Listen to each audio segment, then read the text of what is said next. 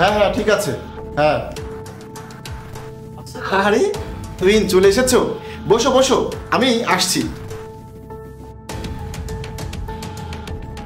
এই আর কতক্ষণ লাগবে? মাত্র 5 মিনিট স্যার। স্যার দেখুন তো এটা কেমন হয়েছে। ঠিক আছে।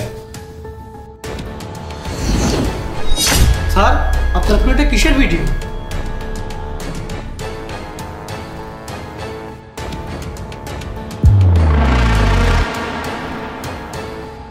স্যার মেয়েটাকে দেখে মনে হচ্ছে সে আমাদের কাছে সাহায্য চাচ্ছে, আমাদের তাকে সাহায্য করা উচিত।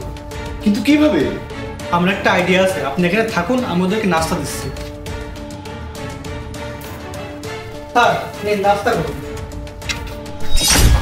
স্যার আমি খুব দুঃখিত, ম্যাডাম আমি খুব দুঃখিত, এটা ভুল করে হয়েছে।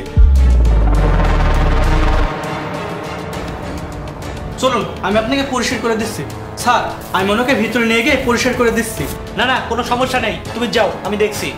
স্যার 2 মিনিট লাগবে, আমি ওনাকে পরিষ্কার করে দিচ্ছি। ম্যাডাম মাত্র 2 মিনিট। ম্যাডাম তাড়াতাড়ি চলুন।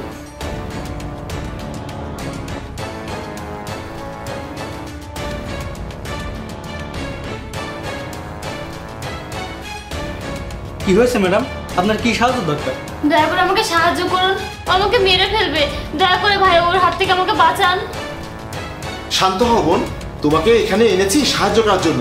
আমরা তোমার সাথেই আছি, সে এখান থেকে কোথাও যেতে পারবে না। প্লিজ কিছু একটা করেন ভাইয়া। আচ্ছা আমি দেখছি, তুমি এখানেই থাকো।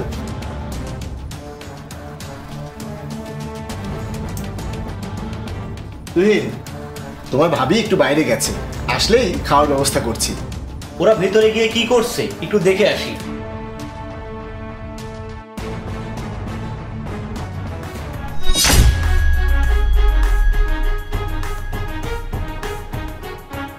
এখন তুমি নিরাপদ। এখন বলো কে তুমি, আর তুহিনের সাথে তোমার কি হয়েছে? ভাইয়া সে আমার বয়ফ্রেন্ড। তুমি তোমার বয়ফ্রেন্ডের কাছে বিপদে? কিভাবে? আমি আসলে গ্রাম থেকে শহরে এসেছি চাকরি করার জন্য। আমরা একসাথে একটা অফিসে কাজ করতাম। আমরা একে অপরের প্রেমে পড়েছিলাম এবং লিভ ইন রিলেশনে থাকতে শুরু করি। সবকিছু ভালোই চলছিল, তারপর একদিন হঠাৎ করে সে রেগে যাচ্ছিল এবং আমাকে প্রতিটা দিন মারতে শুরু করে। আমাকে প্রতিদিন অনেক অনেক মারে, আর আমি গত 6 মাস ধরে তার বন্দিতে আছি। আর সে যেখানেই যায় আমাকে সাথে করে নিয়ে যায়, 1 সেকেন্ডের জন্য আমাকে একা ছাড়ে না। সে আমাকে তার কাছ থেকে দূরে যেতে দেয় না। আমি যদি এসব আগে জানতাম তাহলে আমি তার সাথে কখনোই সম্পর্কে জড়াতাম না। আর কোনো চিন্তা করো না বোন, এখন সে তোমার কোনো ক্ষতি করতে পারবে না। আজ আমি অনেক সাহস করে নিজেকে বাঁচানোর চেষ্টা করেছি। আমি তো বাঁচার আশা ছেড়েই দিয়েছিলাম।